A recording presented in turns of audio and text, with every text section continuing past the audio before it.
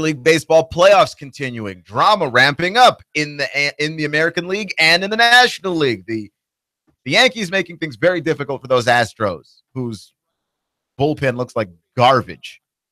We're going to talk about that. We're going to talk about the Dodgers possibly having an opportunity to move,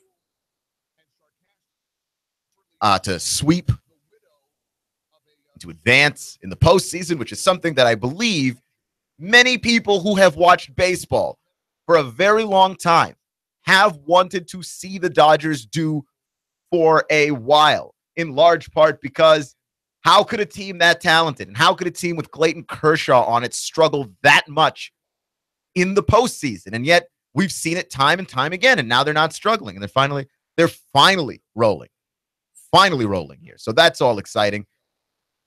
We'll talk about all of those things, but let's start with talk of the NBA season, because the NBA rang in its new NBA season, even though it felt like it just ended the old NBA season not that long ago. And while there have been a lot of shakeups this NBA offseason, a lot of things still feel the same, that the Warriors are still very, very good and are going to be hard to beat. They received their championship rings. Their ring ceremony was last night. Even though they lost to the Rockets, it does not appear as though the Warriors have lost a step.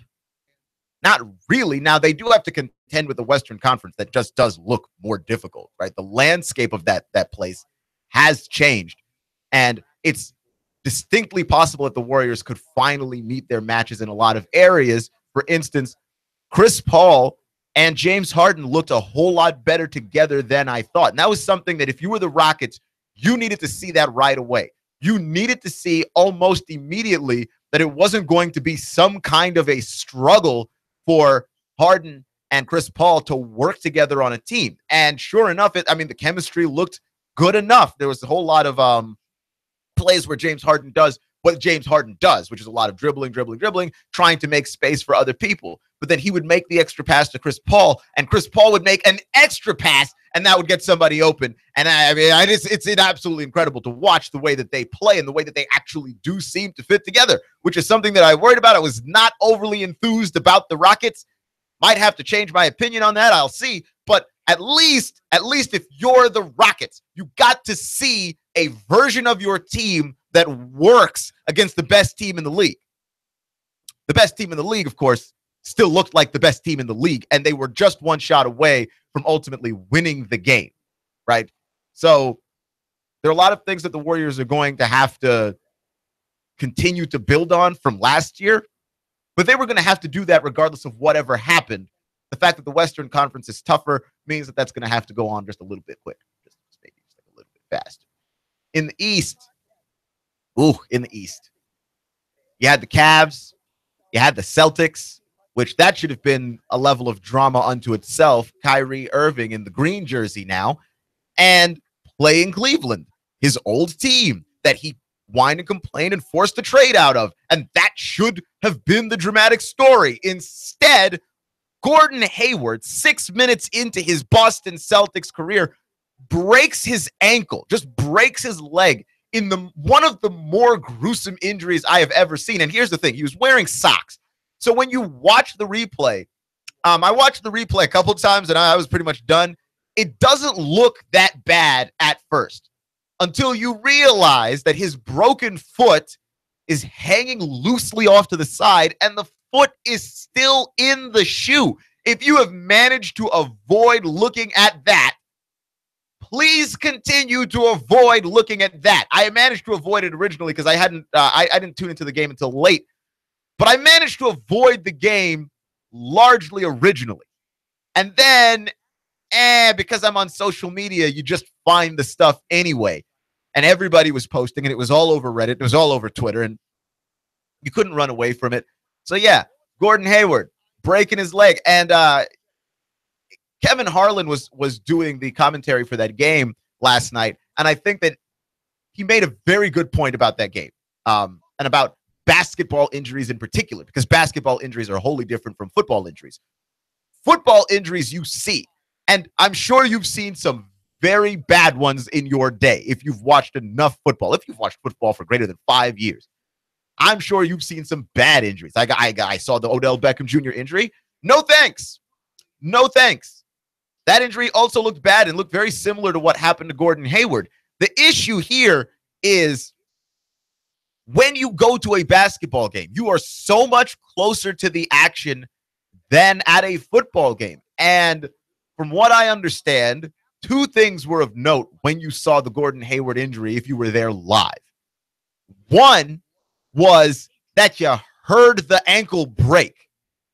You could hear it audibly from where you were sitting, which is horrific, right? Just in and of itself.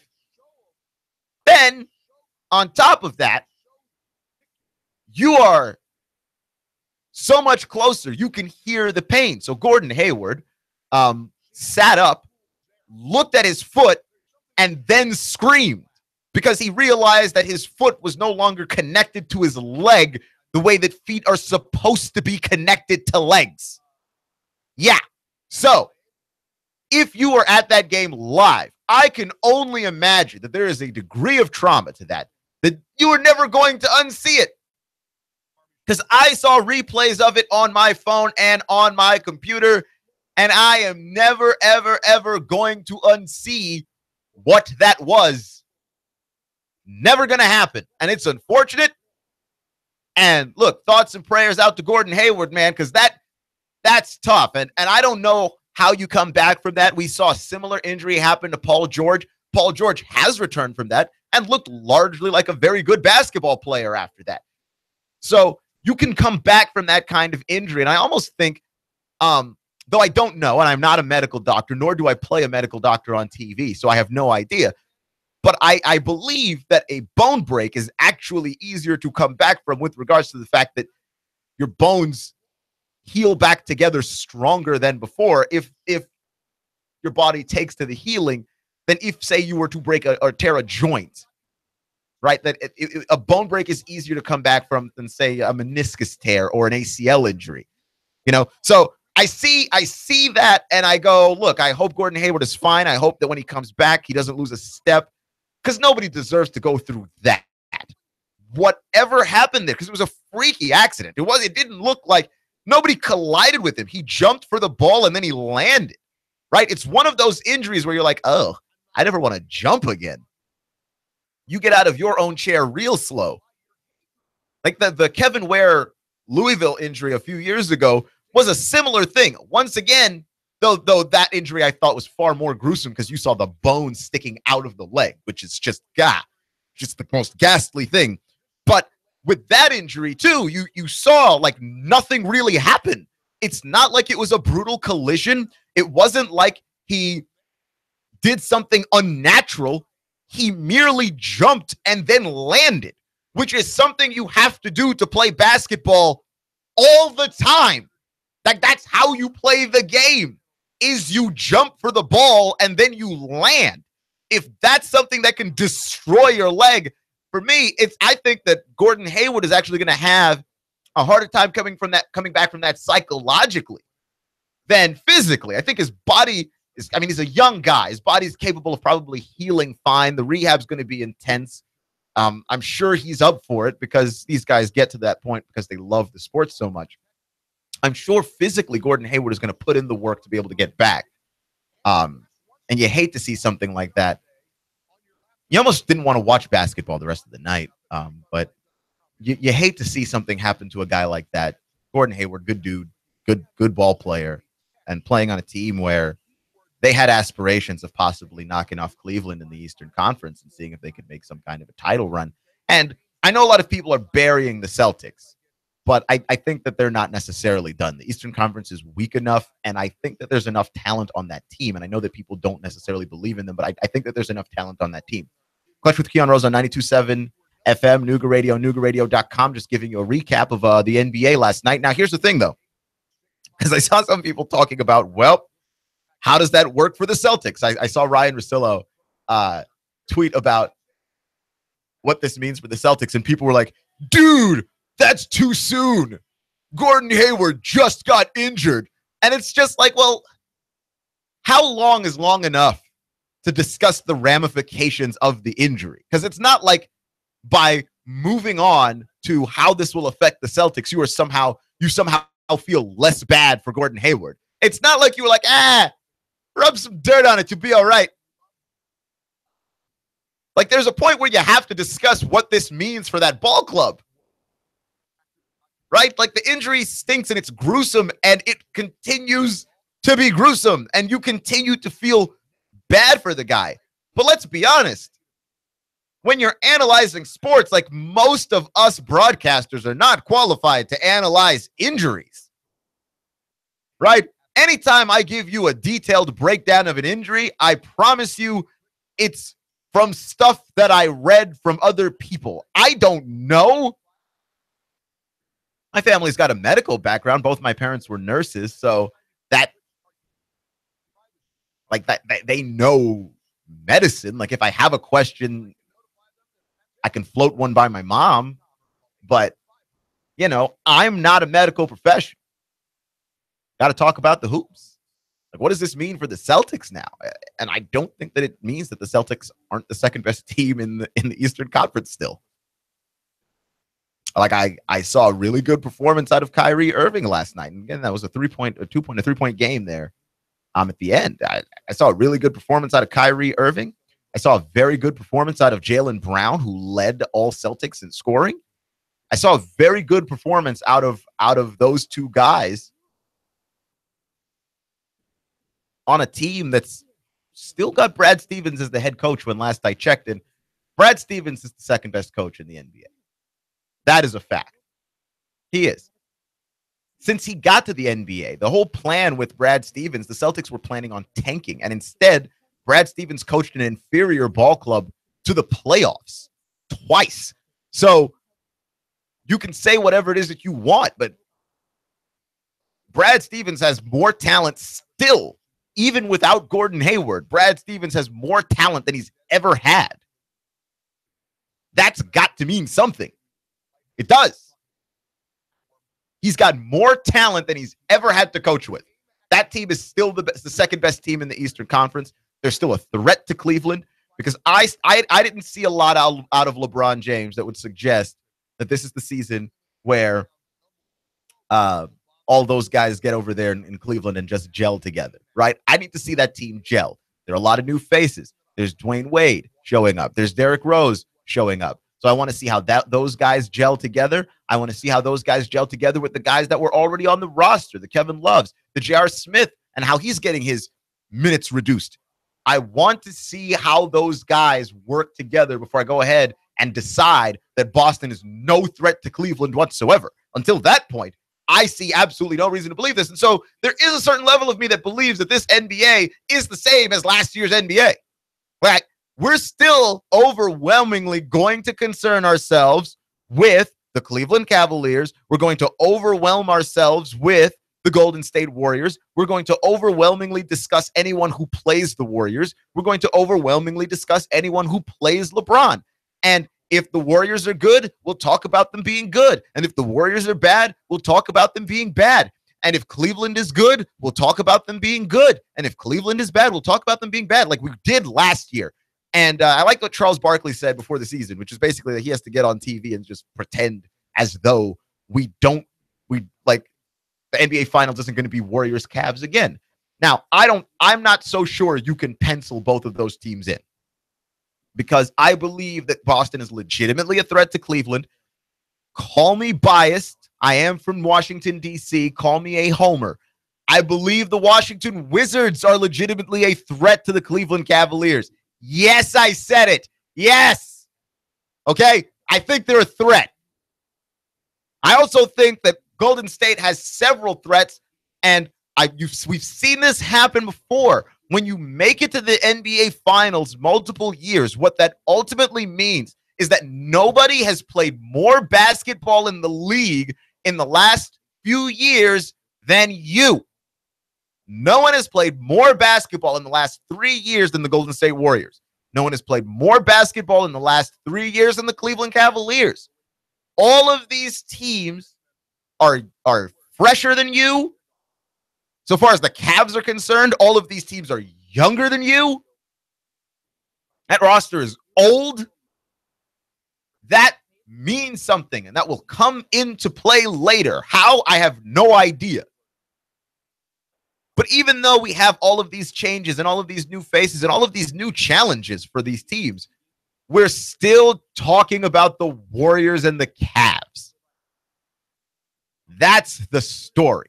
Clutch with Keon Rose on 92.7 FM, Nooga Radio, NoogaRadio.com. Okay, last NBA story before we get into the rest of the show, because we got to talk about Colin Kaepernick and Sam Ponder, which that's going to be fun. We get racism and sexism 2 times in one show. It's great. It's going to be fun.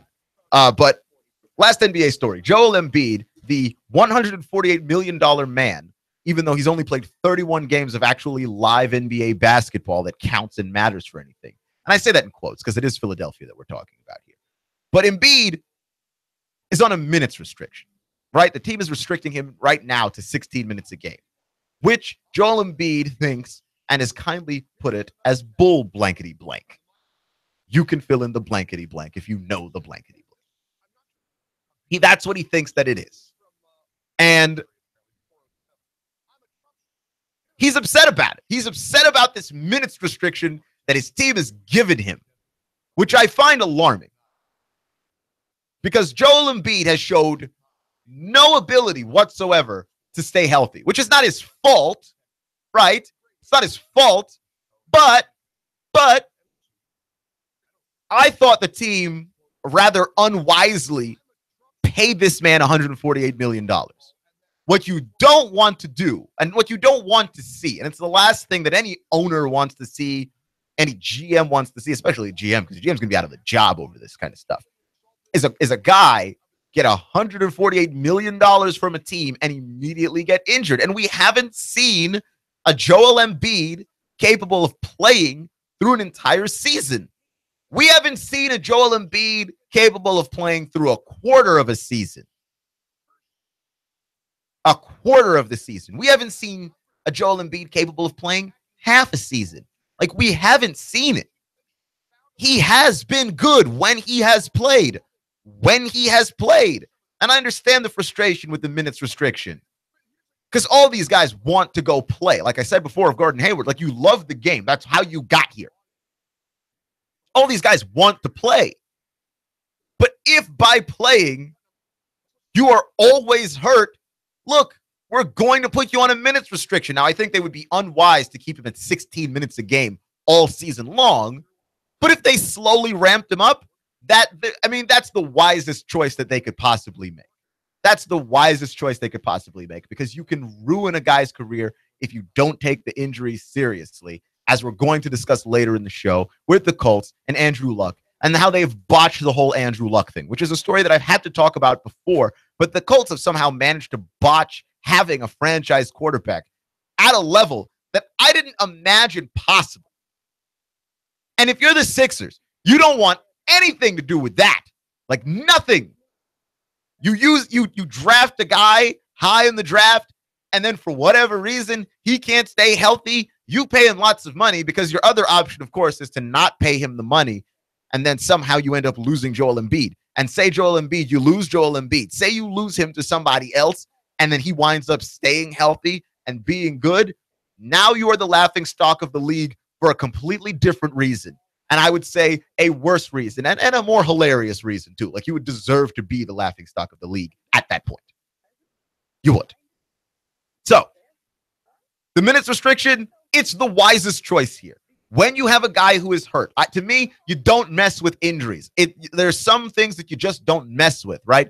You don't mess with food that's got meat in it at the gas station, okay? You go to the gas station, if they're selling hot dogs, if they're selling sushi, whatever it is that they're selling at the gas station, if the food has meat in it and they cooked it there, don't eat it. Don't eat it. What, do you hate yourself? Don't eat it. You don't mess with that, and you don't mess with injuries. Those are the 2 things you just don't mess with in this world. If you can take your time on an injury, take your time on an injury. And if somehow you can avoid meat served at a gas station, do that. Like, avoid that at all costs.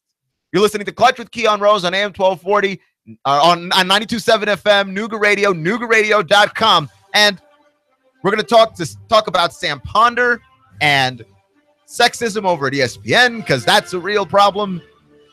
Colin Kaepernick has filed a case against the NFL involving collusion? A, is he right? And B, does this kill his chances of ever playing in the National Football League ever again? Clutch with Keon Rose on 92.7 FM. Traffic, news, and information. Nooga Radio. Digital FM 95.3 HD4 and 92.7 FM. 3, 2, 1. Chattanooga Radio. Digital FM 95.3 HD4. 92.7 FM's news now. A trial date has been selected for Benjamin Brewer, the man accused of killing 6 in a deadly traffic crash on I-75 at the Ottawa exit a few years ago. Monday, January the 22nd is the date. Jury will be selected the prior Thursday. There was a bit of a roadblock in this trial as well. A methamphetamine test from the state tested higher than the federal test did. Judge Don Poole has allowed for the federal test to be used by the defense.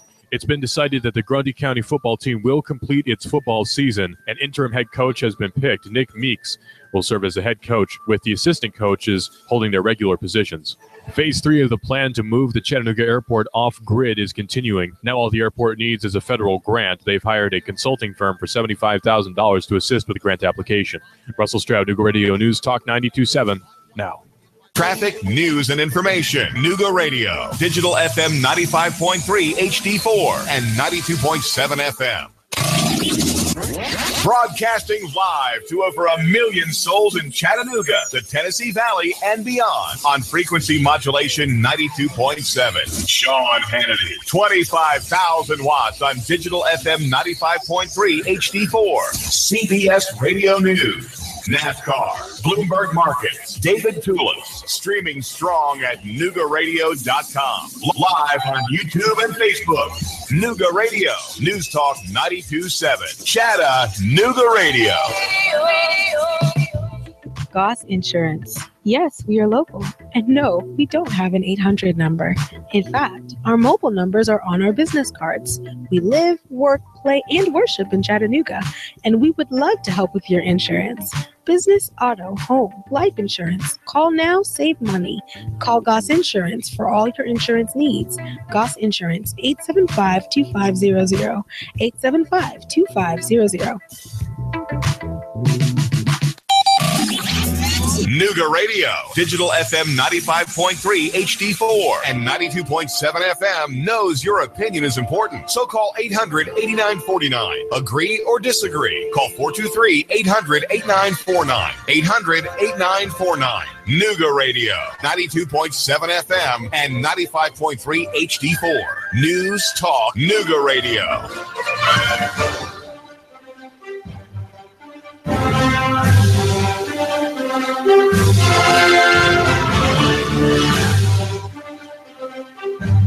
I was just talking about how this year's NBA, as far as coverage goes, looks a whole lot like last year's NBA. It's a good thing to see that the new NBA looks a whole lot like the old NBA. You still got people fighting and throwing punches in Chicago, the Chicago Bulls. Bobby Portis and Nikola Mirotic, two players that I know you don't care about, got into a fight, and Bobby Portis broke Nikola Mirotic's face. And that is the only reason why I bring that up. That's it. We still got guys fighting in Chicago. Remember when Michael Jordan used to punch people? Michael Jordan used to punch people. Now, some of you that lived in the era of Michael Jordan, because there's two kinds of Michael Jordan, Stan. the person that grew up and lived in the Michael Jordan era, watched Michael Jordan play with their own two eyes and cannot unsee the damage that Michael Jordan did to dudes, right? That person knows that Michael Jordan used to punch people in practice. Then there's the young guy, right? Who is my age, younger, a little younger than me. And that guy, look, you've been trained your whole life to say that Michael Jordan is the greatest, even though you didn't actually watch Michael Jordan. I watched Michael Jordan. I remember in my childhood exactly 2 years of Michael Jordan playing ball. But also, I mean, the internet exists. You can find it. But you weren't there live when it was all happening. And that person is told to say that Michael Jordan is the greatest of all time without ever having seen Jordan play live, and that person doesn't know that Michael Jordan used to punch people in the face. And I'm not saying that Bobby Portis is Michael Jordan. I'm saying if people are still punching each other in Chicago, somebody cares. You know? So there's that. Clutch with Keon Rose on 92.7 FM, Nooga Radio, NoogaRadio.com. So Sam Ponder, who, wife, by the way, of NFL quarterback Christian Ponder, though, on what team Christian Ponder currently plays for, or if he plays for an NFL team at all, I could not tell you. Sam Ponder is a sideline reporter over at ESPN, and she has essentially got into a war of words with Barstool Sports, who they are a podcasting, blogging, sports juggernaut, right? Like Barstool Sports has been around for a while. They're pretty well established. They're very good at delivering sports in this modern age, right? Which is the internet. You cannot survive without the internet. And if people want to talk about the NFL and the NFL's ratings going down, look, the NFL's ratings have been going down since before people have been taking knees, which is why I point out that the hit that they've taken from players taking a knee is like negligible compared to the amount of viewers they have been losing over the past 5 to 6 years, right? Like that is kind of a negligible loss in that regard, because people just don't watch TV. Like people just don't want to sit down and watch TV. Nobody wants to sit down and watch NFL Live and whatever the fantasy show is now, and even their flagship shows like First Take. Nobody wants to sit down and watch those shows. Now, ESPN, I believe, gets more views from their show like First Take on YouTube than on TV, because people access social media, they share the videos. That's where it all is now. And Barstool Sports, being a sports site, being a sports distributor of content, let's say, born online, they understand how it works. And so ESPN has this partnership with Barstool Sports, which from that perspective is a very intelligent business decision, because you've got to figure out how to distribute this stuff to people who want to find it, and then figure out how to monetize this stuff. And so, yeah, you partner up with people who have figured it out. That's what you do. You partner up with folks who have done this long enough and who understand the game and who are ahead of the curve on this, ahead of you. But Barstool Sports has also been a website that's involved in the controversy of objectifying women and essentially just parading misogyny, right? Like that's essentially where we go with this. And I understand that there's a certain level of that's just how guys are, and then there's a certain level of that's what sells, that really allows that to go over, right? And then, of course, like, you don't wind up with the censorship online. Like, you build a following behind the basis of, yep, misogyny is fun, hilarious, and great. Then once you build that following, you're not going to lose it over that, right? So that's where this ESPN partnership gets into line, because this is something that Barstool Sports has been known for, and Sam Ponder has criticized them over it forever, right? Like they have a history going back much further than this partnership between them and ESPN. Like, it goes back forever, right? So they've been getting into a war of words lately. She doesn't like that they're partnering with ESPN, and she is an ESPN employee, which makes sense, right? And she has expressed this opinion. And for me, I think that this is where it gets sideways, is the fact that the Barstool Sports CEO has decided that he's going to come out and he's going to belittle Sam Ponder for having this opinion. And one of the ways in which he chose to belittle her was to dig up old tweets of hers from 2014 in which she referred to her family as racist, sexist, and a little redneck, is how she described it. Because she said, here's what the tweet is, if you ever want to learn about your family, play a game called Say Anything. Apparently my family is sexist, racist, and a little redneck. And so Dave Portnoy, the CEO of Barstool Sports, essentially painted Sam Ponder as this immature, unkind, self-righteous person who is a hypocrite. And for me, like, I don't see how. Like, first off, is redneck really a racial slur? Are we going to go there? I don't think, come on, man. I don't think that that's a nice thing to go around calling people, but is that really a racial slur? Let's not do that. Let's not do that. So I don't buy the line of hypocrisy. Can Sam Ponder be unkind, self-righteous, and immature? Yes. I'm sure she can. She admitted in a series of tweets later on that those things are flaws of hers that she has been working on. For me, I don't think that those are flaws so much as character traits that allow you to work in the media. Because that's what the media is. Is everyone in the media mature? Is everyone in the media mature? No. I would go 99% of the people in the media are not mature. Present company included, okay? I had fart jokes for a very long time on this show, and they were great. The maturity is not the benchmark of a person in broadcasting. Self-righteous? How can you get in front of a microphone with the arrogant assumption that your words matter enough that people will sit down and listen to you without some degree of self-righteousness? Where would that come from? Where does this desire come from? If not there. And as for being unkind, look, man, you say lots of stuff on a microphone every single day of your life. A, you're going to say some things that are unkind by nature. And B, people criticize you all the time. People have things to say. Like on our YouTube channel, you can go down, you can see some of the comments that people have left me. They disagree with me. They think, there are things that I just don't know. I'm not paying enough attention to this thing or the other thing, and I underestimate teams, even though I do a ton of research, so like I don't know what you're talking about. But sure, fine.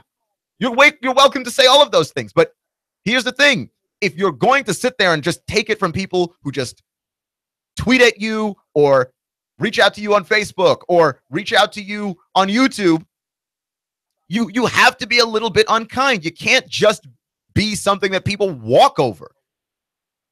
None of the things that they named there make Sam Ponder special in any kind of way, right? Like that's the same way you could describe Stephen A. Smith. That's the same way you could probably describe Max Kellerman and Bomani Jones and, I don't know, a bunch of people that work over there. In fact, not just over there. You could describe Christine Leahy and Colin Cowherd and Doug Gottlieb as being all of those things too, and those people work for Fox. This is only a problem because Sam Ponder is a woman. That's the only reason why that's an issue at all. That she is immature, unkind, and self-righteous. That's the only reason why that's a problem. I've never heard a man in the media be criticized for being any of those things. And media people are almost always those things. Like, overwhelmingly that. Like, almost entirely that. Like, I just don't understand it. And we're not going to take the side of the Barstool Sports guy because literally she called out Barstool Sports for being sexist. And then they decided they were going to dismantle her, even though they have a bunch of tweets in the past directed directly at Sam Ponder. She's posted pictures of her kid on Twitter, and they said that she should stop posting pictures of her ugly kid, and I quote, slut it up. Come on, man. Like, the criticisms of that website and that network being sexist didn't just fall up out the sky. It came from somewhere. Which is, that you've been sexist.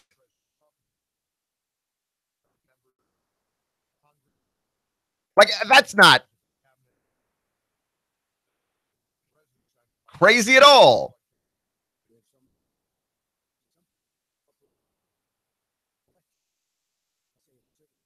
But that's in your history, man.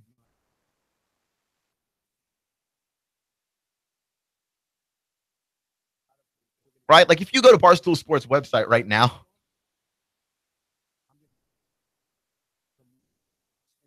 it's very easy to find just models in bikinis, and then that's the article, right? Like, they've got a bunch of sports articles, and boom. You got the local smoke show of the day where you find some woman who's very attractive, and then we objectify her by using pictures from her Instagram on the website. That's the post. The high quality stuff there. High quality stuff. So yes, the criticism of Barstool Sports being sexist is very much fair. And actually would not have been as big a deal. Now, here's the thing, though, because I don't know. I think in a lot of ways, though, Sam Ponder made this worse, because I don't know that anybody was making that big a deal about the collaboration between Barstool Sports and ESPN. Right?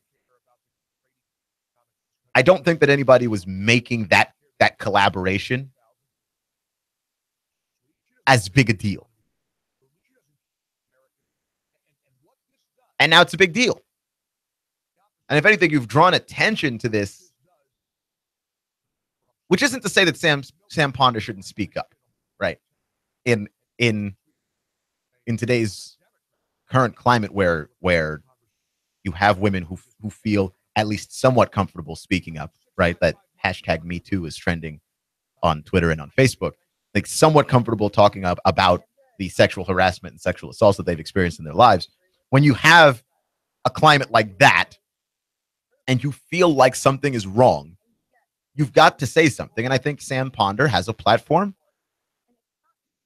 You know how I feel about this. You got a platform and you feel like something is wrong. You have a moral obligation to say something. Now, you could be incorrect, and people will correct you and let you know that you're incorrect, or people will get on you if they just don't agree or they don't even understand your point of view. But you've got a moral obligation to speak up. Like, you don't get to keep silent if you've got a platform that functions and something is wrong and you see it, right?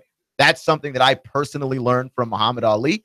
He had a platform. He spoke up, and he went to jail, lost 3 years of his career over a political stance that he was not going to fight in Vietnam. He just wasn't going to do it. Lost 3 years of his career over it. You've got a platform. You've got a moral obligation to say something.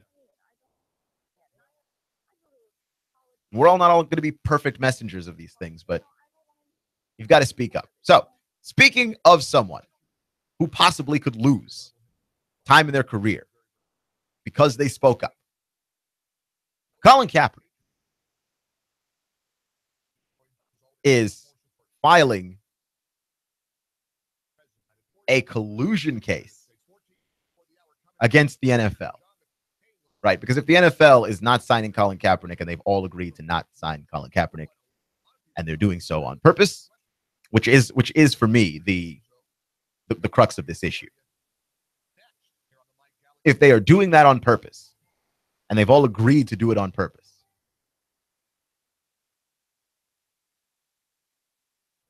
then guess what?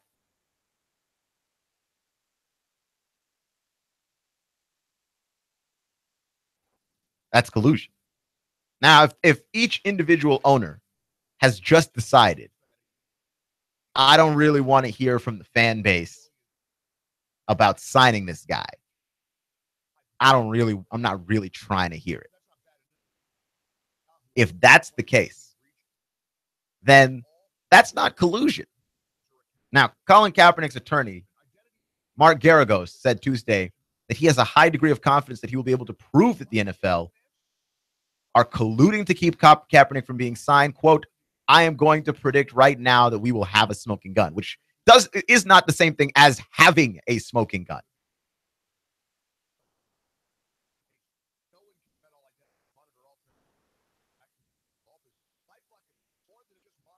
Right? Quote. There are people who are not going to get into an arbitration proceeding, and they are not going to lie. They are not going to lie. They're going to tell the truth, and they're going to say what happened.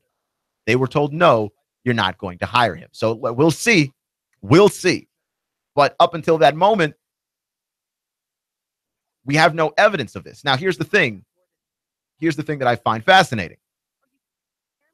If Colin Kaepernick really believes that this is collusion, and by filing for this, he has basically said, no, I'm not. If he ultimately doesn't wind up winning this case, this is going to be Colin Kaepernick essentially never playing in the league again, right? Like nothing gets you blackballed quite like the first place and then trying to sue a bunch of arrogant owners over it. Like that's just the way that is. Right? Even though Packers fans have pushed for Colin Kaepernick because, you know, they like the idea of being in the playoffs and they like the idea of hanging around in the playoff picture until Aaron Rodgers comes back, and they like the idea of starting anybody that's not Brett Hundley at quarterback. Right? But the owners and players had a meeting recently. And a lot of the owners and a lot of the players came away encouraged from that meeting. A lot of owners felt like they heard the players. They understood where they were coming from. A lot of the players felt like, that they understood where the owners were coming from and that they felt like they were heard. So all of these things are good, right? Here's my issue with this. Because Colin Kaepernick is being criticized for not going to the meeting to talk with the NFL owners over this. And I'm like, why is he being criticized over this? When was this ever something about appeasing the NFL owners? Ever have anything to do with the NFL owners? This is my issue with the NFL owners. They have somehow managed to make a protest that was not at all ever about them. About them. That is the greatest magic Houdini trick of all time. Owners decided to protest with the players. We should have seen it, and we should have known it for what it was then, which was a bunch of dudes making a protest about them that was not originally about them. Oh, and none of those dudes are black. They made the protest about them, and the protest wasn't about them. So when the owners and the players get together and get to have this meeting, and the players walk away feeling pretty good about it, and the owners walk away feeling pretty good about it, feeling pretty good about what? That's what I want to know. Because the players weren't protesting the owners, right? The players weren't protesting the flag. They also weren't protesting the owners. I can understand how, if you feel super patriotic down in your soul, you could turn a protest that was not about the flag, but happens during the raising of the flag, about the flag. You're still crazy, but I could see how you could do that. What I don't understand is how the owners protest that had nothing to do with them into something about them. Someone make that clear to me, right? Like Jerry Jones managed to turn a protest into something that had nothing to do with Jerry Jones into something to do with Jerry Jones. And here's the thing. You think these owners are on your side? You think these owners care about patriotism? You think that's their biggest worry? The owners want everybody to like them, but like everybody. The owners want disgruntled black people to like them. The owners want the troops to like them. The owners want everybody to like them, because if everybody likes them, then that means everybody's going to give them money. So the owners have to turn this into something about the owners. My issue is somehow the players are going along with it and don't seem to have a problem going along with it. And that's on them, I guess. But this idea that, Colin Kaepernick is obligated to go to that meeting and participate. Participate in what? What does this have to do with the owners ever? At all? Like nothing. So not going to the meeting and filing this collusion case, this is possibly Colin Kaepernick essentially where he might not ever play in the NFL again. Now, we'll see how the thing with the Packers go, because the Packers fans actually want Colin Kaepernick because they like winning football games, which I thought this whole thing, which I thought that was an important issue too. Winning at football, it being football and everything, people wanting their politics and their football to be separated, and then somehow being unwilling to separate the politics and the football. Sure, fine. But if you can somehow separate the politics and the football, and you are a Packers fan, and you like the idea of winning, and you're in the NFC North, and you know that there is no guarantee that any of those other teams runs away in the NFC North, you might want to grab the most capable quarterback available. And I got real bad news for you if you don't like Colin Kaepernick. It's Colin Kaepernick. Clutch with Keon Rose on Nooga Radio, NoogaRadio.com, 92.7 FM.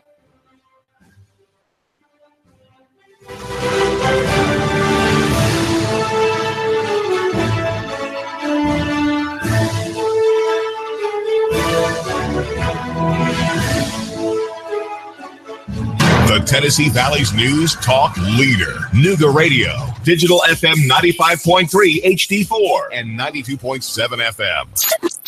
3, 2, 1.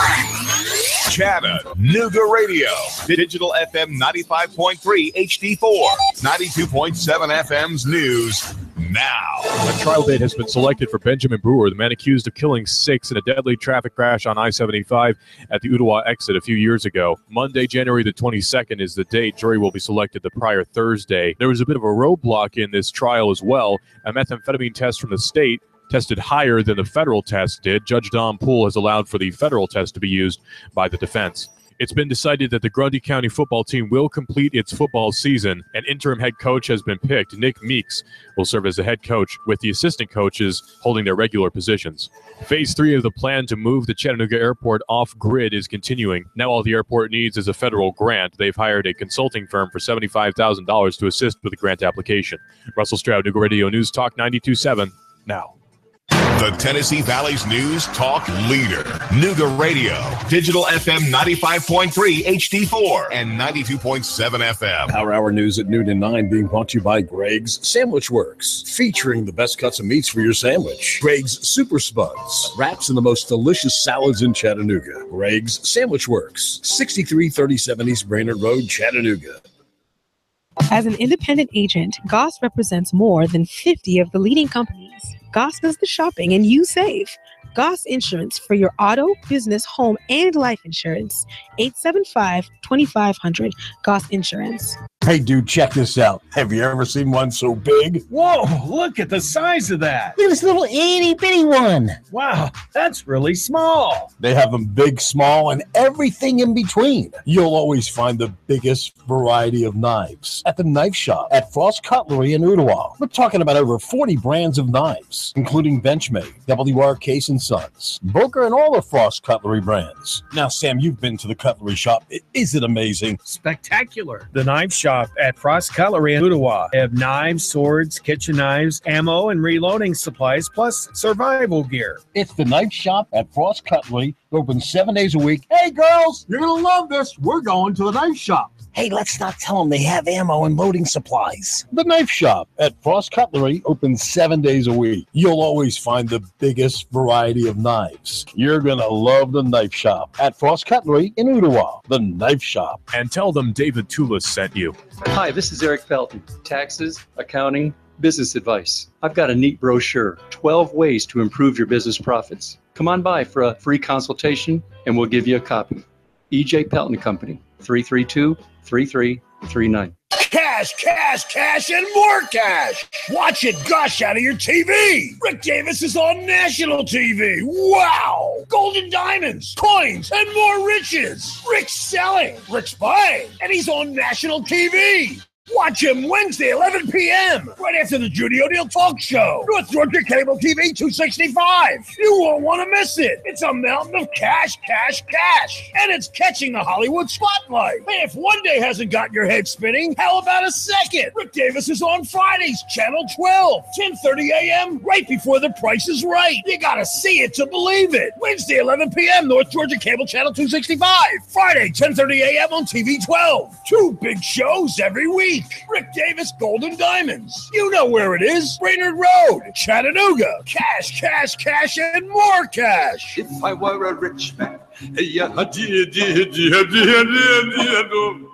Mom. Yes, Summer. I know what I'd like to do for Christmas this year. What would you like to do? Take shoeboxes full of goodies to the homeless military veterans. What would go into these shoeboxes? Toothbrushes, toothpaste, dental floss, deodorant, chapsticks, shampoo, soap, hand warmers, hand sanitizer, socks, gloves, toboggans, small Bibles, blankets, snacks, and cough drops. Where can people donate these items? Alpine Crest Elementary School, Sonic on Hickson Pike next to Frontrunner, Chick-fil-A in Northgate Mall in Hickson, and Nooga Radio below Goss Insurance across from Bojangles on Hickson Pike. When will we distribute the shoeboxes? On November 10th from 11 to 12:30 and December 15th from 10:30 to 12:30 at the Community Kitchen on East 11th Street, downtown Chattanooga. Please help us in donating these items for our shoebox campaign. No veteran should ever go homeless.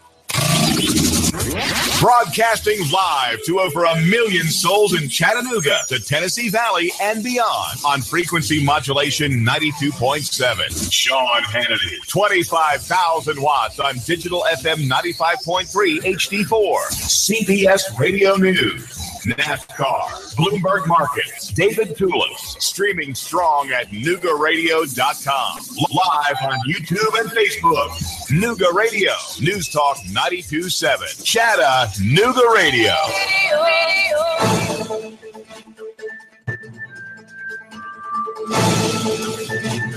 WBLZ HD4 Ottawa, W224AZ Chattanooga, 92.7, digital FM 95.3 HD4 Chattanooga. A workplace shooter on the loose after targeting people in Maryland and Delaware. This is a person with no conscience. This is not a person you should be protecting. Controversy over the president's condolences to a fallen service member's family. Did not say what the congresswoman said. This is the CBS World News Roundup Late Edition. I'm Dave Barrett. It's a manhunt in Maryland and in Delaware that follows incidents of gunfire from a man police say had a long criminal history. Live with the latest, CBS's Bill Rakoff. Dave, the shootings began this morning in Edgewood, Maryland. Harford County Sheriff Jeff Gaylor says Radee Prince killed 3 people and critically wounded 2 more at a granite warehouse where he worked. Was an employee here. We have confirmed that. Worked here for about the last 4 months, and today was a scheduled work day for him. Police say Prince then drove to Wilmington, Delaware, where he shot another man. The police chief there, Robert Tracy, on the potential that the suspect may have more targets. I don't know what goes through his mind and why he was doing it. What he did the first time to shoot 5 people. And then come all the way here to shoot this individual. Could there be other people out there? Absolutely. And there's late word from Wilmington police that they have found Prince's car. Did it about an hour ago in Newcastle County, Delaware, but it was unoccupied. Still no sign of Prince himself. Dave? The president has offered condolences to relatives of those service members who died in an ambush in Niger. Here's CBS's Mola Lenghi. President Trump called the families of 4 U.S. soldiers killed in action earlier this month, including Sergeant LaDavid Johnson. Johnson's wife took the call while on the way to the airport to receive her husband's body. Congresswoman Frederica Wilson says she was in the car with Johnson's widow when she got the call. He said to the wife, well, I guess he knew what he was getting into. How insensitive can you be? The president denies he said that. Didn't say what that congresswoman said. Didn't say it at all. She knows it. It's been a symbol seen at NFL games this season, players kneeling during the national anthem, calling attention to racial inequities in the criminal justice system and focusing on shootings of unarmed black men by police. Following a meeting with the Players Association, the league has clarified its policy. Correspondent Steve Futterman. Commissioner Roger Goodell said he would prefer that players not kneel, but the league chose not to take any action preventing it. We want our players to stand. We're going to continue to encourage them to stand. Encourage, but not require. The commissioner trying to find a middle ground that will not alienate the players. The middle ground, though, not good enough for the president, who sent a tweet to the NFL calling the league's position too much talk and not enough action. On Wall Street, a record close once again for the Dow, which was up 160 points today. The industrials finished above 23,000 for the first time, finished at 23,157. As for the NASDAQ, it was up a fraction, and the S&P was also up, but just by a point. Now this. I'm Jay Farner from Quicken Loans. The rate today on a 30-year fixed-rate mortgage is 3.875%, APR 4.05%. But choosing the right mortgage lender involves so much more than just a rate. Only Quicken Loans has earned 11 J.D. Power Awards. No other lender comes close to that level of client satisfaction. And we invented Rocket Mortgage. It gives our clients a simpler, hassle-free way to get a mortgage completely online in minutes. No one else has anything like it. And our people, each one of our 17,000-plus team members throughout Detroit, Cleveland, and Phoenix provides absolute client satisfaction each and every day. So why would you go anywhere else to get your mortgage? Go to America's #1 online lender. Call Quicken Loans today at 800-QUICKEN or go to rocketmortgage.com for the best mortgage experience on earth. That's 800-QUICKEN. Call for cost information and conditions. Equal housing lender licensed in all 50 states. NMLSconsumeraccess.org number 3030. Senate election interference probe. The Judiciary Committee heard from Attorney General Jeff Sessions. Some pointed exchanges on Capitol Hill. Sessions defended his meeting with the Russian ambassador while he was serving as a senator and advisor to the Trump campaign last year. He said no details of the campaign were discussed. Sessions also told Vermont Democrat Patrick Leahy he hasn't been interviewed by the Russia probe special counsel. Have you been interviewed? By them? No. You haven't been interviewed by the special counsel in any way, shape, or manner? The answer is no. Steve Dorsey, CBS News, Washington. 42 people have died from the California wildfires. Incident Commander Brett Govea says overall, we have stopped the forward progress and movement of all these fires. We have line around them. You're listening to the CBS World News Roundup. 3, 2, 1.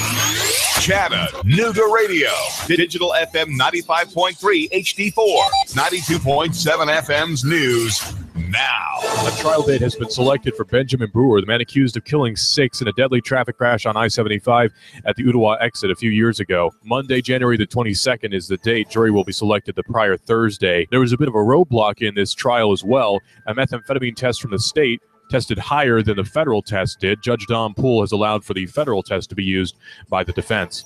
It's been decided that the Grundy County football team will complete its football season. An interim head coach has been picked. Nick Meeks will serve as the head coach, with the assistant coaches holding their regular positions.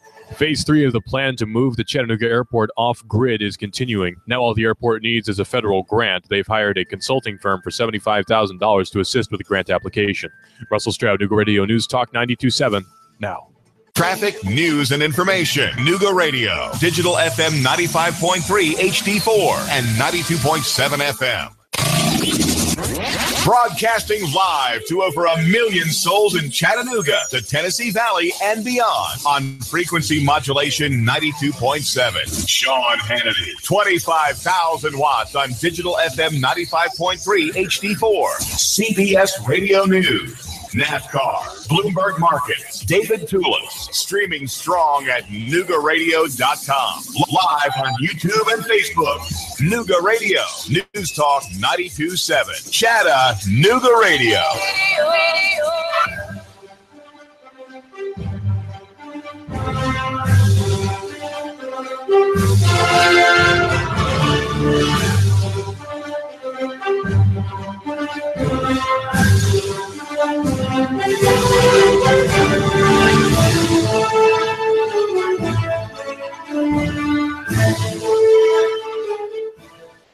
listening to 92.7 FM, Nooga Radio, NoogaRadio.com. No matter how many times I see it, it will never make sense. The New York Yankees are underdogs. They're underdogs, and they're beating the Houston Astros right now. Bottom of the fifth inning, 3-0. It's crazy. It's crazy. Both of those things are crazy. That they're beating the Astros the way that they're beating the Astros, with an opportunity to go up 3-2 in that series. That's crazy. Also, Aaron Judge is awake now. So that, yeah. The Yankees were somehow managing to win baseball games without Aaron Judge. When they add Aaron Judge, taking the ball out of the yard, that's not an easy baseball team to beat at this point, right? Like the baseball team that they're pitching decently well, but when they can score, yeah. The problem with the Astros actually is that the Astros can't score. They've done a horrible job of putting up points, scoring runs of any kind. It looks bad. This looks like a different team almost than the one that we've seen for much of the year offensively. Where on earth has Jose Altuve gone to? I have no idea. None. But the Astros, dire straits, falling behind in a series that they once led, possibly. And then, of course, later on, Dodgers, Cubbies, with the Dodgers having an opportunity to close out the Cubbies in a sweep. And this is the most successful Dodgers postseason we've ever seen. So there's that, right? Right? For those of you who that matters to, it matters to me. I like Clayton Kershaw. He's my favorite baseball player. He's my favorite pitcher, I should say. My favorite player in any sport, as I mentioned yesterday, player on my favorite team, which is Bryce Harper. But my favorite pitcher is Clayton Kershaw. And it's just, I know. I got Scherzer and I got Strasburg on my team. But I'm a huge fan of the way that Clayton Kershaw pitches, and I have been a huge fan of Clayton Kershaw's for years, and I'd like to see the guy get a natty of some kind. Okay, there it is. So I want to talk about Colts managed to mess up the Andrew Luck thing, because that, boy, we can go into depth on that, and we will. I just want to talk about Will Grier, the quarterback of the West Virginia Mountaineers, who was once upon a time the quarterback of the Florida Gators, and I'm willing to bet that Jim McElwain wishes each and every single day his quarterback. In fact, I don't know how it is that managed to be that Will Grier wasn't the quarterback. How you managed to lose that guy. He's the closest thing to a competent quarterback you ever had, and now he's at West Virginia. I know that they're playing in a very wide open air raid offense, but that goes to show you what Will Grier is capable of if you put him in a system that just lets him throw the ball. Touchdowns, over 2,000 yards passing, and only 5 interceptions on the year. They're a passing football team, and I believe that the game plan for them this season was to build their team around the run. And they have to now. He throws the ball so well. But Will Grier said something that is absolutely preposterous, and that is this. Will Grier does not understand what the difference between the Big 12 and the SEC is. He doesn't understand what the difference between the Big 12 and the SEC is. Now, I don't know if he's messing with us or how serious he is. But if Will Grier is actually being serious and cannot tell the difference between the SEC and the Big 12, I have a couple of questions for him. One, are you blind? One league is better at defense, and the other league is better at offense, especially passing offense, or like a lot. By a lot.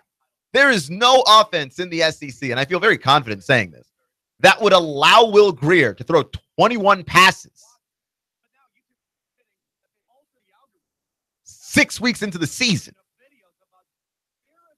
to throw 21 touchdown passes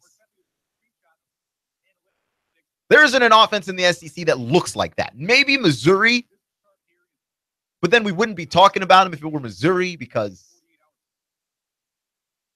there is no defense played in Missouri. Missouri is very much a Big 12 team. Still. They had a good couple of years early on, but they're very much a Big 12 team. So I'm looking at the scores for West Virginia this season.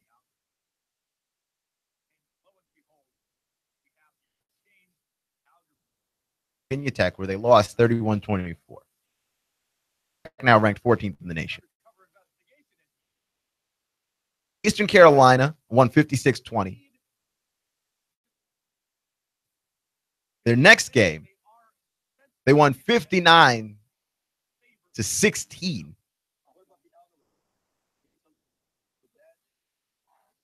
Trying to pull up who they played next. They won 59-16. Just looking down the West Virginia schedule, and I saw an acronym I did not recognize.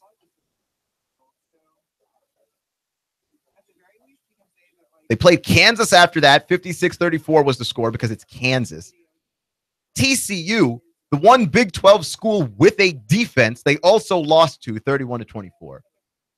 They beat Texas Tech 46-35.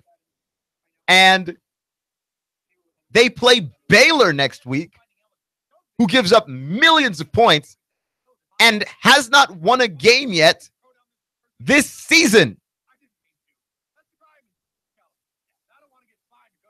So I don't feel particularly bad when I say that the difference between the Big 12 and the SEC is obvious.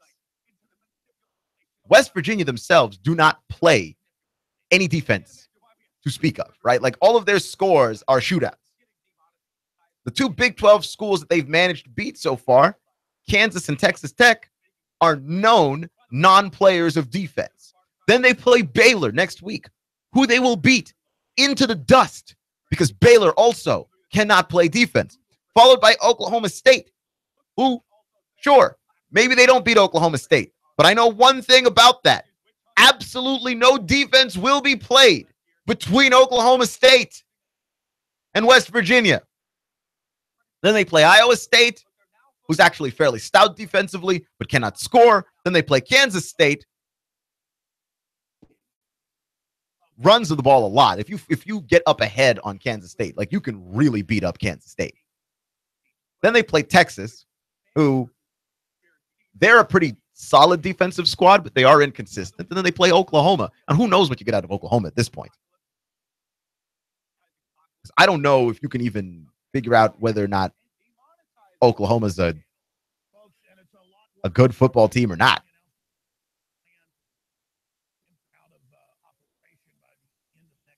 No clue.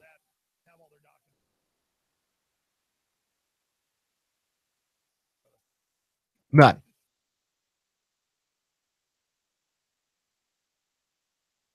I mean, what's Will Greer talking about? He said something along the lines of, it's not like teams show up and don't play any defense, is what he said. In the Big 12, all the time.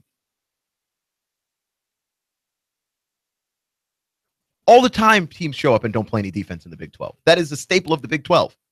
TCU is the only one with a defense. And that's why TCU is regularly ranked near the top of the nation.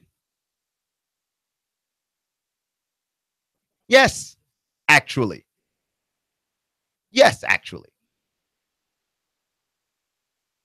TCU regularly ranked near the top. Why? Because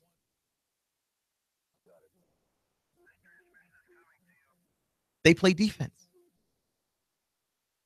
Everybody else doesn't play defense. What is Will Greer talking about? Does he not have eyes? Does he not see that his teams are scoring 50 points a game against everyone? Is he not looking at the SEC and going, well, the only teams that are smashing people in a similar fashion are Alabama and Georgia? What on earth is Will Grier talking about? Confused by that one. Very confused. Clutch with Keon Rose on Nooga Radio. NoogaRadio.com. I'm going to shift gears to the NFL here. The Colts might have botched the whole Andrew Luck shoulder thing. I can't even refer to what that is in specific terms because I think the Colts are the only team that could do that. Right? The Colts are the only team that could do that. The Colts are the most functional, dysfunctional team in the NFL. Peyton Manning hid the dysfunction of the Colts for years. For years. Because when you have an all-time, once-in-a-generation type quarterback, he can cover up a lot of flaws. Right? And I think that the dysfunction of the Colts is why Peyton Manning was not able to win more Super Bowls.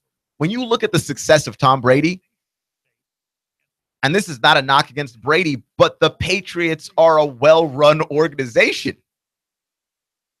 So Tom Brady gets to play in a system that makes sense with players that make sense for that system, backed up by a wonderful defense for most of his career. And then on top of that, he's great, right? So that helps. Manning didn't have that stuff. You got an owner in Jim Irsay who is a crazy person. Let's just go nice and say that he's a crazy person because he is, in fact, a crazy person. So you've got an owner in Jim Irsay that's very much out of his mind. You have a team that is coached by a man who does not appear to know what he is doing in Chuck Pagano. You have a GM, not their current GM, but their previous GM, Ryan Grigson, who refused to draft defensive players effectively, did not draft an offensive line for his franchise quarterback, refused to draft tall receivers of any kind. What on earth was he drafting? Like, that's all the things that you draft. What was he drafting? If you don't draft a receiver that's tall, because you've got like T.Y. Hilton. I mean, they've got tiny receivers. The receivers are good, but they're small.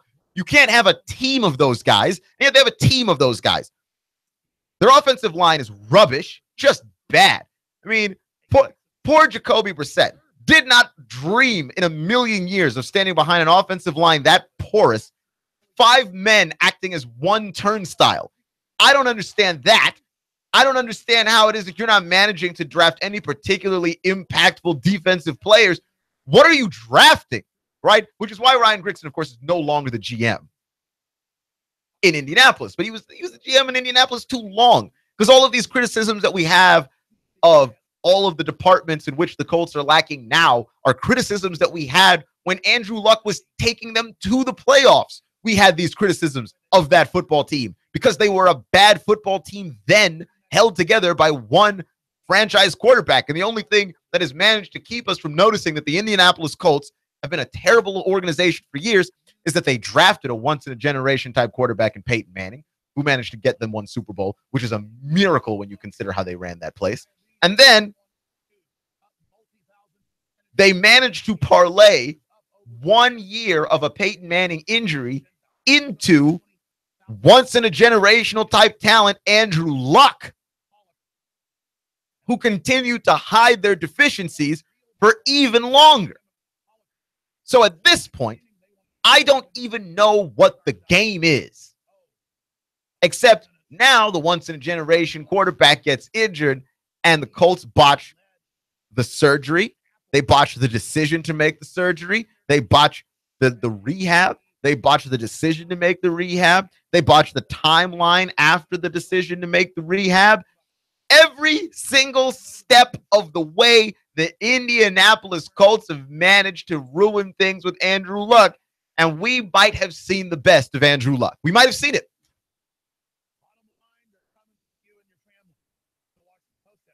Like, that guy to me could have been the face of the league. He could have been the next great quarterback, and maybe he still can be. But Andrew Luck can't play the rest of this season because he started throwing again, and the thoughts were, well, Andrew Luck might make it back by November. He might be in uniform playing for the Colts again by November. And now he has been shut down because there is a setback in the rehab that he should have been having during the summer, right? Because you could look at this. Cam Newton also had a shoulder injury, right? I don't think that it was on his throwing shoulder. Could be mistaken about that. But Cam Newton also had a shoulder injury, right? So you had two guys who are the franchise quarterbacks for their teams. You could make the argument for Cam, and you could make the argument for Luck that both guys, if either team loses either of those guys, both of those teams are done. Finished. In fact, you don't have to make the argument for the Colts with that one. They are finished without Luck. But you could make that argument for Cam as well. But the Panthers had a plan. You see, Cam got injured. Then the Panthers decided he's going to do surgery very quickly. He had the surgery. Then the Panthers said, this is our timeline for rehab. So they allowed for the recovery, began the rehab. Cam was throwing in the locker room. Then Cam was able to throw out on the practice field. Then Cam was able to take reps with his teammates. And now Cam is out there playing football, and the Panthers are the best team in the NFC South at the current moment. Compare that to their AFC South cousins, the Indianapolis Colts, in which Andrew Luck gets injured last year. The Colts continue to play him through the injury. They waffle on whether or not they're going to have the surgery. They finally decide to have the surgery. Then they waffle on when to start the rehab. Then they finally have the rehab. Then they waffle on the decision to activate Andrew Luck to play. They activate him to play. There's a setback in the rehab, which is something that maybe could have been experienced sooner and figured out what to do with prior to this. But no. What you now have is a team that had a great quarterback, a great talent, and certainly, at least if you look at the mind of Andrew Luck, a great football mind, and you have ruined him. You have ruined him. And the reason why this is something of note is that if you are a Titans fan, you have basically benefited from the incompetence of the organization that has run your division for what, the last decade? The Colts were a shoo-in to win the AFC South all the time. And now it's a two-man race between the Titans and the Texans, I think. And it's not even a two-man race to the bottom of this division. The Jaguars are better than the Colts. Sure. Jaguars have Blake Bortles. The Colts have Jacoby Brissett. So the Colts have the better quarterback, actually. But the Jaguars have good receivers, a variety of good receivers, tall receivers. They have Leonard Fournette as their running back. They have a very well-constructed offensive line. And they have, arguably, one of the best defenses in the league. The Jaguars are better than the Colts. The Jaguars are better than the Colts. And I don't know how it's possible for the Colts to have botched a situation of superiority any further than they have managed to botch this situation of superiority. It is, in a word, insane. It is insane.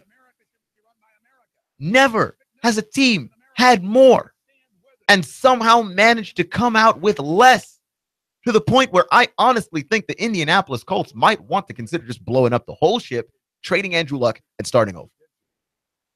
Because I don't know if Andrew Luck comes back and is a franchise caliber guy when he comes back. Shoulder injuries are not something to mess with.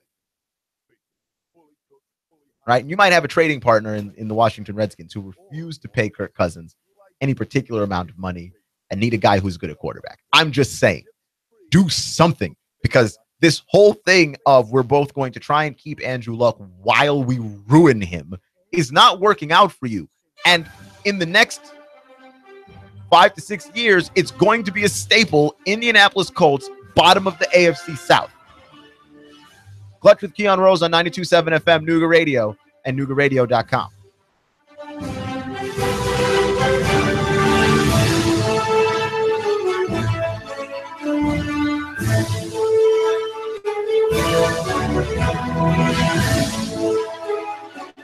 Traffic, news, and information. Nooga Radio. Digital FM 95.3 HD4 and 92.7 FM. 3, 2, 1. Chattanooga Radio. Digital FM 95.3 HD4. 92.7 FM's news now. A trial date has been selected for Benjamin Brewer, the man accused of killing 6 in a deadly traffic crash on I-75 at the Ottawa exit a few years ago. Monday, January the 22nd is the date. Jury will be selected the prior Thursday. There was a bit of a roadblock in this trial as well. A methamphetamine test from the state tested higher than the federal test did. Judge Don Poole has allowed for the federal test to be used by the defense. It's been decided that the Grundy County football team will complete its football season. An interim head coach has been picked. Nick Meeks will serve as the head coach, with the assistant coaches holding their regular positions. Phase 3 of the plan to move the Chattanooga airport off-grid is continuing. Now all the airport needs is a federal grant. They've hired a consulting firm for $75,000 to assist with the grant application. Russell Stroud, Nooga Radio News Talk 92.7, now. Traffic, news, and information. Nooga Radio. Digital FM 95.3 HD4 and 92.7 FM. Broadcasting live to over 1 million souls in Chattanooga, the Tennessee Valley, and beyond on frequency modulation 92.7. Sean Hannity. 25,000 watts on digital FM 95.3 HD4. CBS Radio News. NASCAR, Bloomberg Markets, David Tulis, streaming strong at NoogaRadio.com. Live on YouTube and Facebook. Nooga Radio, News Talk 92.7. Chattanooga Radio. Goss Insurance. Yes, we are local. And no, we don't have an 800 number. In fact, our mobile numbers are on our business cards. We live, work, play, and worship in Chattanooga, and we would love to help with your insurance. Business, auto, home, life insurance. Call now, save money. Call Goss Insurance for all your insurance needs. Goss Insurance, 875-2500. 875-2500. Nooga Radio, Digital FM 95.3 HD4 and 92.7 FM knows your opinion is important. So call 800-8949. Agree or disagree? Call 423-800-8949. 800-8949. Nooga Radio, 92.7 FM and 95.3 HD4. News Talk Nooga Radio.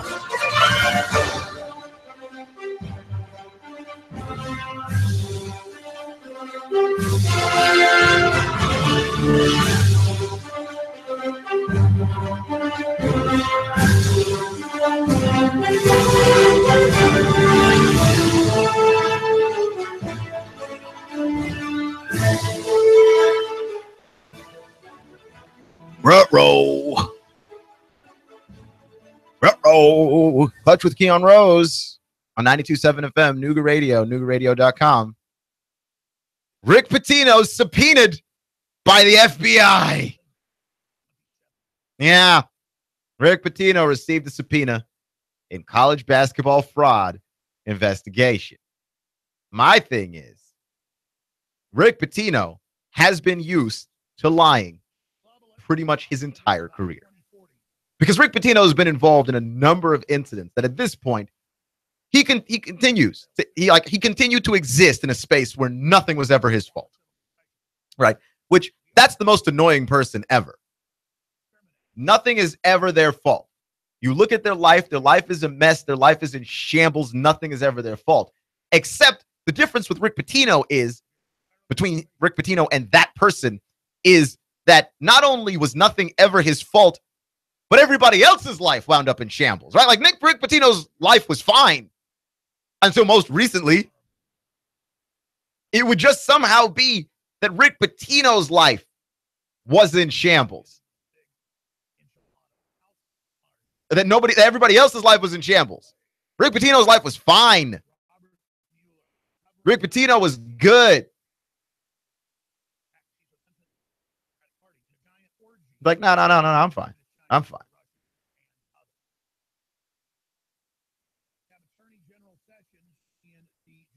Like, okay. But yeah, Rick Pitino subpoenaed in this case.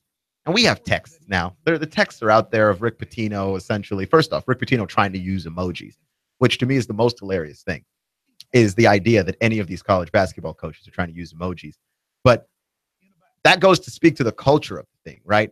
That the most important thing on anybody's mind, and this goes for college basketball and college football, the most important thing on anybody's mind is connecting with recruits.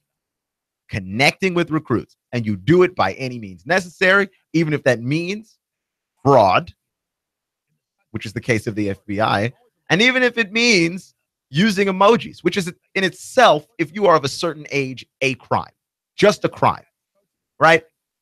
There are a handful of people that I've seen use emojis properly over the age of like 50.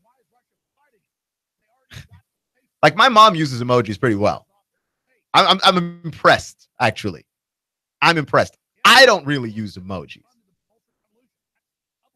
There's two that I like to use. I like the smiley face. I like the thumbs up. I don't use any of the other ones. Useless to me. Every now and then I send the heart to my girlfriend. All the other emojis are worthless to me. I don't use them. Not an emoji guy. There's not anything that an emoji can do that I can't express more clearly in like words.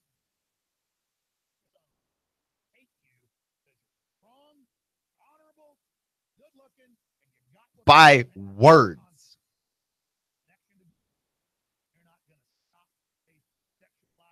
Yeah. Much with Keon Rose on Nooga Radio, NoogaRadio.com. Other news story I wanted to talk about because I know that we didn't have enough of the Conor McGregor circus. So there might be a second Conor McGregor circus on the way. Throughout the preliminary fights or preliminary events leading up to McGregor and Mayweather, Conor McGregor got into it with one of the guys that was his sparring partner, Paulie Malignaggi. And Paulie Malignaggi now hates Conor McGregor. Paulie Malignaggi, retired boxer, and he wants a shot at Conor McGregor. They're trying to put together that fight and make that fight happen. Now, at least McGregor and Mayweather held the possibility of being a vaguely entertaining spectacle leading up to the fight, because you know that Mayweather's got a mouth, you know that McGregor's got a mouth, and they're both going to say a bunch of stuff that will make them both look terrible, awful, and bad. And then you pick the one you want to root for the least, and then root for the other guy. But that's pretty much it. They had this race to the bottom, and whoever it was in your book that found themselves closer to the bottom, you ended up rooting for the other guy. For me, I just rooted for reality, which was that Mayweather was going to end up beating McGregor, which he did. But Malignaggi and McGregor is not a fight that is as entertaining, in large part because I don't know. Malignaggi can talk, right? Like Malignaggi's got a mouth too, but Malignaggi doesn't have the mouth and the reputation that Mayweather had, right? Like Mayweather had the reputation of being invincible in large part because of his undefeated boxing record. And McGregor has a reputation of being invincible because even when he loses, he talks away his losses. What does Malignaggi have? And outside of diehard boxing fans, who's all that familiar with Paulie Malignaggi? Like, this has all the makings of a dud. Now, I will say this, because I predicted this, and everyone said I was crazy. But I said this. Conor McGregor would love to box again. Because even if McGregor were fighting Malignaggi, and that's not going to be nearly as big of a purse, it's not going to bring in nearly as much money, even McGregor Malignaggi makes more money than McGregor versus anybody in the UFC. That's just the kind of sport that boxing is. It is huge in nature.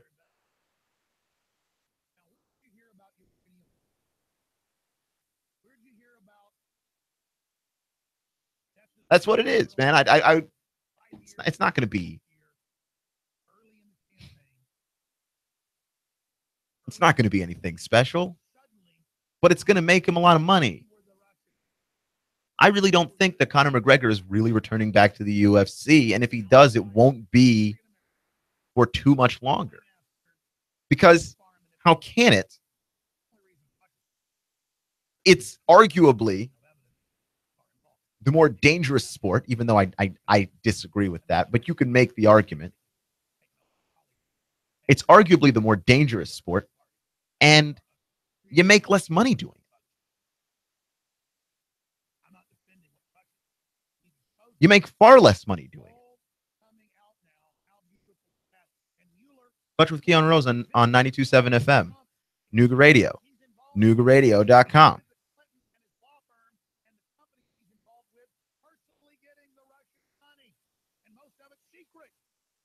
How would you feel about a longer baseball postseason? I wouldn't mind it, even though I do like that the MLB postseason fits very squarely into October. I like that. But Major League Baseball could expand because, contrary to popular belief, Major League Baseball is not losing money. Nationally, it is losing money, and it does lag behind the NFL, and it does lag behind the NBA on a national level, right? People don't talk about baseball on a national level. But locally, baseball is raking in all the paper on a local level. People follow baseball obsessively on a local level. It still matters. Local networks, local TV deals, those things make Major League Baseball a lot of money. So if you're Major League Baseball financially, if you could expand into more local markets, right, and focus on that, if you could expand into more markets, that would mean a lot. But if you expand the league, the thinking is, according to Commissioner Rob Manfred, that you would have to expand the postseason if you're going to expand the league, which I don't think is necessarily the case, right? But it would make more sense. Because what brings sports fans in, right, and you can see this with the NFL and with college football specifically, is hope. Hope that your team actually has a shot. That's what reels them in. So if you expand the postseason, you essentially expand the hope.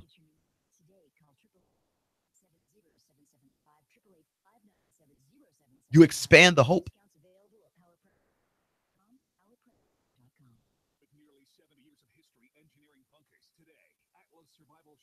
Yeah. So how do you feel about that? I mean, for me, postseason baseball is the most dramatic and most meaningful of all the baseball season. So, like, part of me can't help but think that that is in large part because the postseason is so short. But if you were to expand that feeling, if you could somehow extend the baseball postseason without cheapening that feeling, yes. Yes.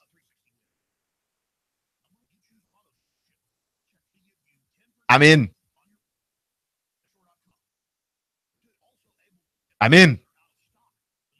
Fletch with Keon Rose on 92.7 FM, Nooga Radio, Noogaradio.com. So the Atlanta Falcons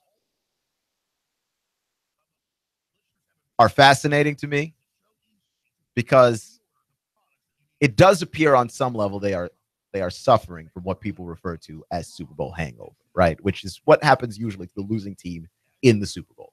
You go to the Super Bowl, you lose, and then you wind up really putting together the kind of season that you would like. Give yourself a return trip to the Super Bowl. I think the thing that's most interesting is that the Patriots are actually suffering from this as well.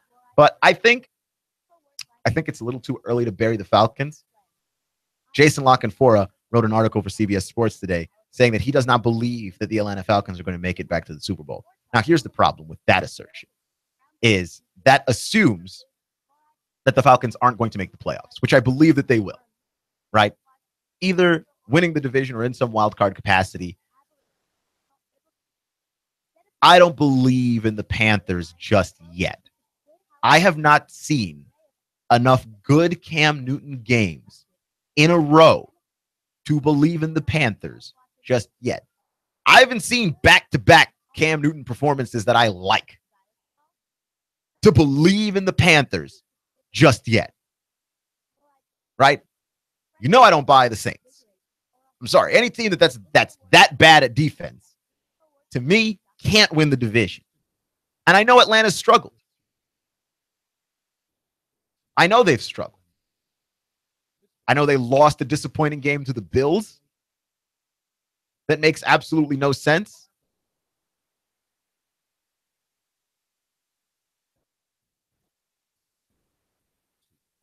They're 3-2. Lost 2 in a row now.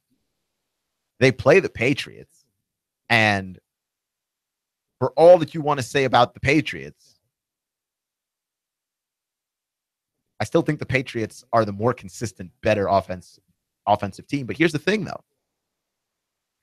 The Patriots are bad, too, right? Usually, Super Bowl hangover is what we use to refer to the team that lost the Super Bowl. The Patriots look bad also.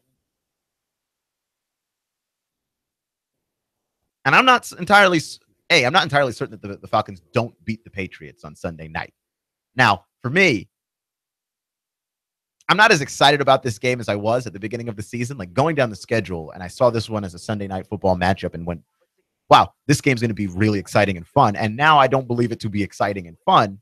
But we are looking at a situation where you've got two teams that are playing for their identity, which is weird. The two teams that made it to the Super Bowl last year are playing for some idea of their identity. The Patriots are trying to find their identity on both sides of the ball, but the Falcons are trying to find their identity just period.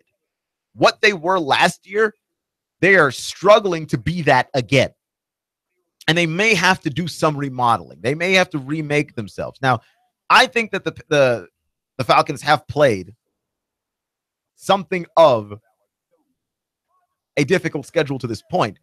The issue that I have with them is that they lost the games I thought they should have won, right? They opened up against Chicago. Chicago's bad. They won that game. Then they played Green Bay. Outdid Aaron Rodgers. Then they beat Detroit when Matt Stafford was playing, I think, his best football of the season. And really, they just barely got away from Matt Stafford in Detroit. Then they play Buffalo.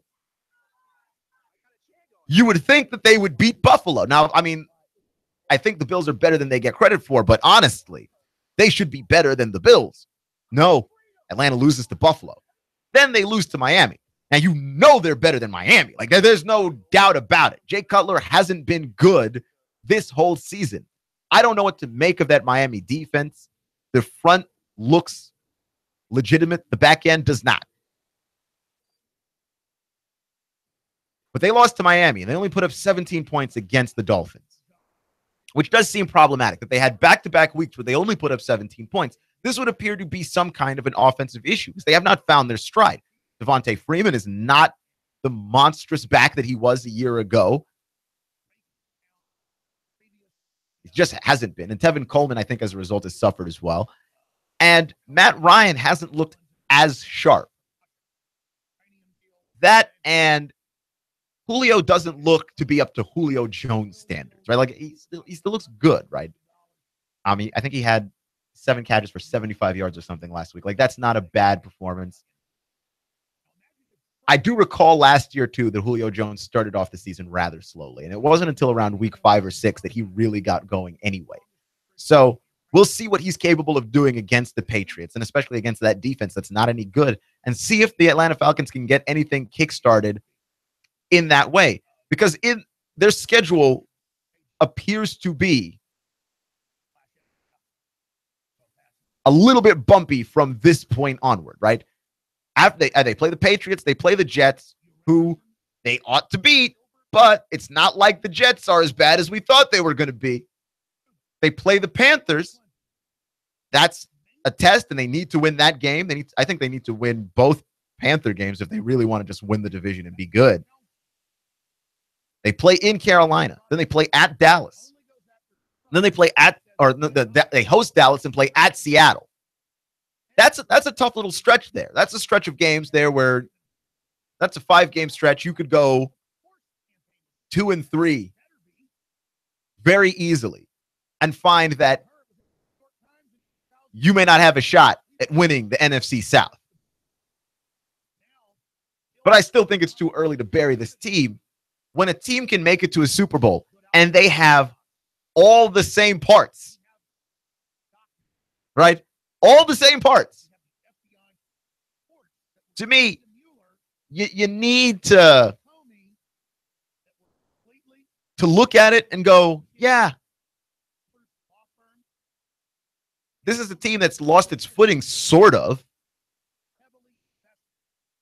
And certainly, I think you need to let Steve Sarkisian settle in more as the OC. Figure out what works for this team and what doesn't work for this team.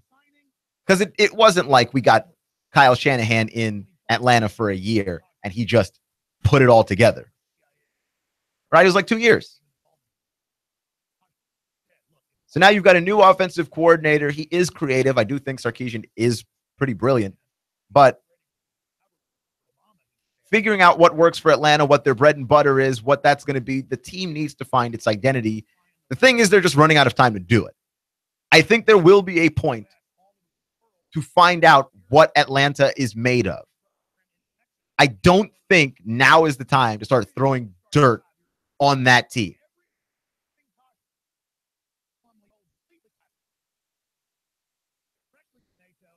I think that feels to me to be a bit premature.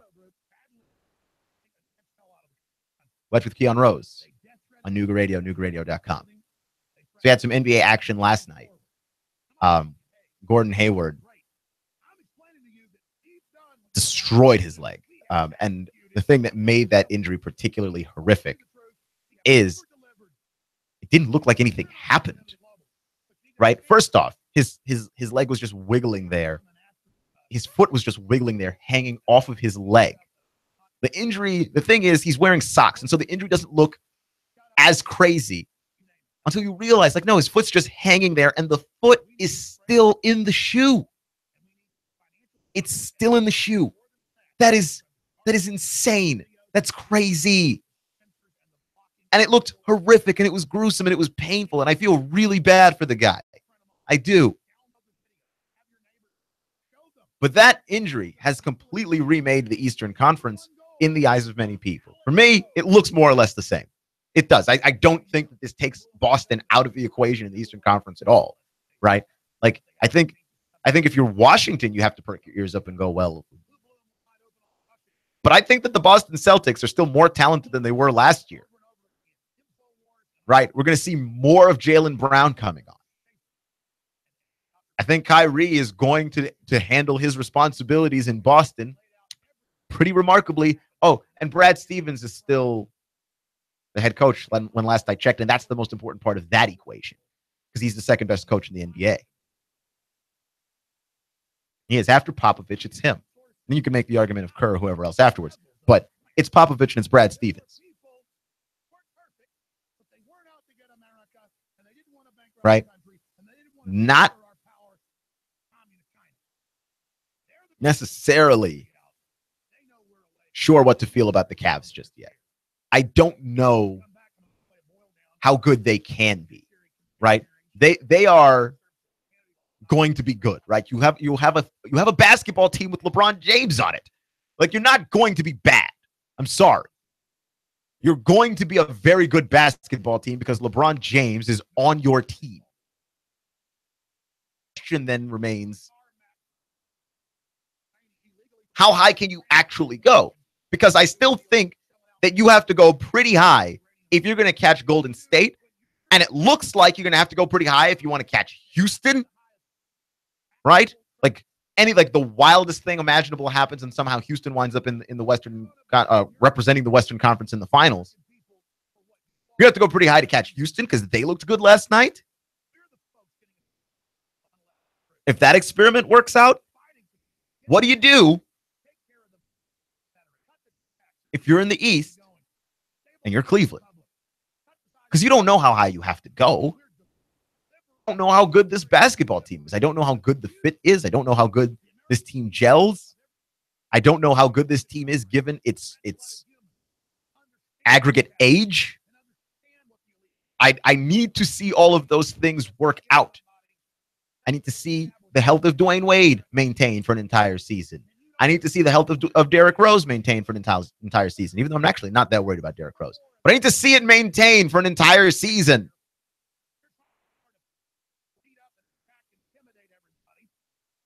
Right? You are Cleveland. Your best players. No one has played more basketball than those people over the last 3 years. Can the rest of the league catch up to you on just sheer fatigue? That's the question. That's the question. And I'm not necessarily certain that Boston doesn't just catch you on that. That Washington doesn't just catch you on that. Right? I'm not sure.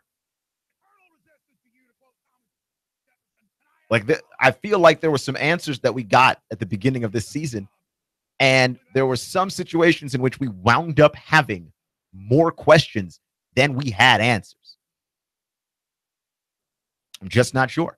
Clutch with Keon Rose on 92.7 FM, Nooga Radio, and NoogaRadio.com. Remember, folks, it's not how you start, it's how you finish. Stay clutch, and I'll see you in 24 hours. Thank you for joining me today, giving me just a little part of your day. You know that I appreciate each and every one of you. Have a good night, everybody.